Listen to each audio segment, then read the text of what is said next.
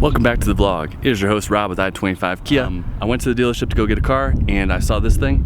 This is a solar yellow 2020 X-Line Soul. We're gonna take this thing, drive around, and we just got a new drone. So we're gonna go fly that, and yeah, just today's another practice day with the drone. So let's hop inside and let's go find a spot to go fly a drone.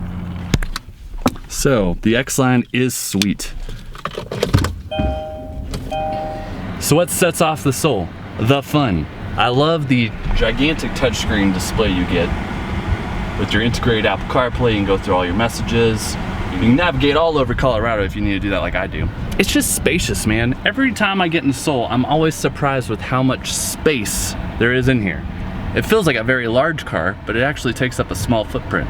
I also really like the get up and go with the Soul. I like its handling. I love using the sports drive mode, but there's nothing better than just driving around Colorado with this beautiful yellow hood. Just sets off the sky. What a contrast.